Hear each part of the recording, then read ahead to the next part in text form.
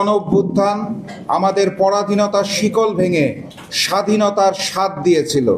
যেই জুলাই গণঅভ্যুত্থান আমাদের ফ্যাসিস্ট শেখ হাসিনা এবং আওয়ামী দুঃশাসন থেকে মুক্ত করেছিল।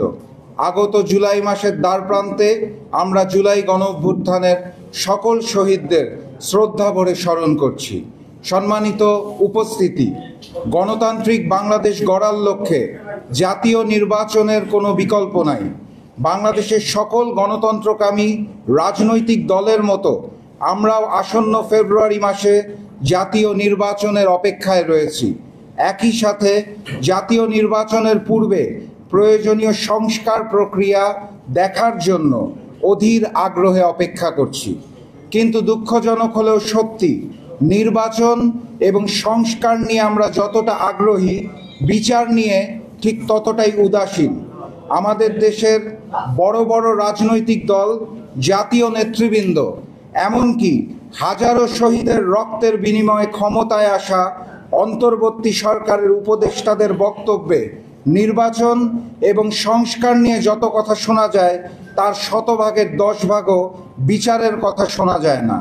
জুলাই গণঅভ্যুত্থানের 1 বছর পূরণ হওয়ার পূর্বেই আমরা জুলাই গণহত্যাকে ভুলতে বসেছি। আমরা ভুলে গেছি পিলখানা গণহত্যা, শাপলা গণহত্যা, মোদি বিরোধী আন্দোলনের গণহত্যা, লগি বৈঠা গণহত্যা। আমরা ভুলে গেছি গণহত্যাকারী ফ্যাসিস্ট শেখ হাসিনা এবং তার দোসরদেরকে। প্রিয় সাংবাদিকবৃন্দ, নির্বাচন এবং সংস্কারকে সামনে রেখে আমরা ভুলে গেছি আয়নাঘরের কথা। আমরা ভুলে গেছি আওয়ামী গুমের কথা, খুনের কথা, হামলা এবং মামলার কথা। আমরা ভুলে গেছি দেশের মানুষের অর্থ সম্পদ লুটপাটের কথা, দেশের অর্থ বিদেশে পাচারের কথা। আমরা ভুলে গেছি 15.5 বছরের দুঃশাসনের কথা। আমরা ভুলতে বসেছি অপরাজনীতির অশুভ শক্তি আওয়ামী লীগের কথা। সম্মানিত উপস্থিতি, যুদ্ধটা শুধুমাত্র শেখ হাসিনা এবং আওয়ামী লীগের বিরুদ্ধে ছিল না। আমাদের সংগ্রাম এবং লড়াই শেখ হাসিনা, আওয়ামী লীগের সাথে সাথে আগ্রাসী ভারতের আধিপত্যবাদের বিরুদ্ধেও ছিল। শেখ হাসিনা বাংলাদেশের প্রধানমন্ত্রী নয়, বরং বাংলাদেশকে ভারতের করদ রাজ্য বানিয়ে ভারতের মুখ্যমন্ত্রীর দায়িত্ব পালন করতেন। গণহত্যাকারী ফ্যাসিস্ট শেখ হাসিনাকে রাষ্ট্রীয় মর্যাদায় দিল্লি সরকার আশ্রয় দিয়ে সেই কথাটি প্রমাণ করেছে। নির্বাচন এবং সংস্কারকে সামনে রেখে আমরা ভারত কর্তৃক অতীতে সীমান্তে হত্যা, ভূমি দখল, পানির ন্যায্য হিস্সা না দেওয়া, দেশের অভ্যন্তরীণ বিষয় এবং নির্বাচনে হস্তক্ষেপ ভুলে গেছি। ফ্যাসিস্ট শেখ হাসিনার পতনের পরেও সীমান্ত হত্যা এবং ক্রমাগত পুশিন দেখেও না দেখার ভান করছি। সম্মানিত সাংবাদিকবৃন্দ, সকলের মতো আমরাও সংস্কার চাই। অবাধ, সুষ্ঠু, নিরপেক্ষ, গ্রহণযোগ্য এবং ভারতীয় প্রভাবমুক্ত নির্বাচন চাই। একই সাথে বিচার এবং ভিনদেশি প্রভু অর্থাৎ ভারতের আগ্রাসনের হাত থেকে মুক্তি চাই, নাজাত চাই। আর তাই আমরা স্পষ্ট ভাষায় জাগপার 3টি দাবি উত্থাপন করছি।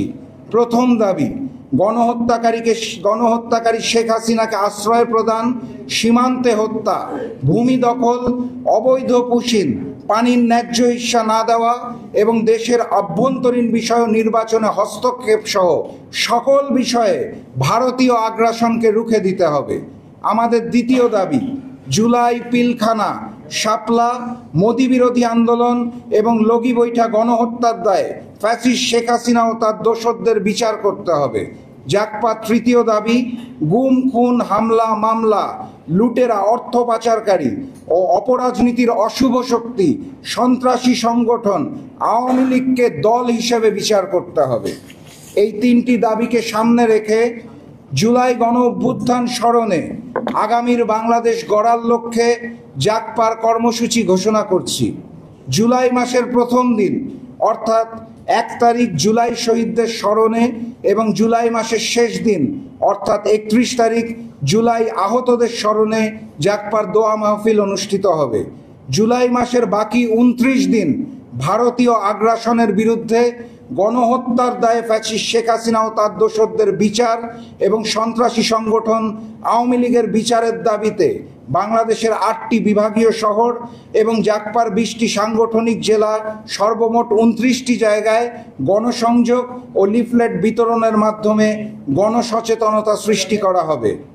অগাস্ট মাসের 5 তারিখ শেখ হাসিনা ও আওয়ামী দুঃশাসনের হাত থেকে মুক্তি অর্থাৎ বাংলাদেশের নাজাত দিবসে শুকরান নামাজ পড়া হবে।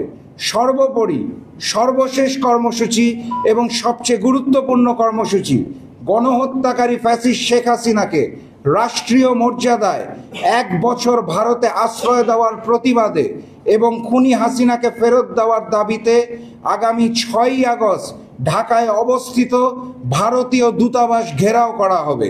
প্রিয় সাংবাদিকবৃন্দ, দীর্ঘক্ষণ আমার কথা শোনার জন্য এবং সময় দেওয়ার জন্য আপনাদের সকলকে জানাই আন্তরিক ধন্যবাদ। মহান রব্বুল আলামিন আমাদের সহায় হন। বিজয়ের পথযাত্রা শুরু, জীবন অথবা মৃত্যু। Immigration to Canada. We provide the best quality service and solution for Canada immigration. Please visit our website and contact for details.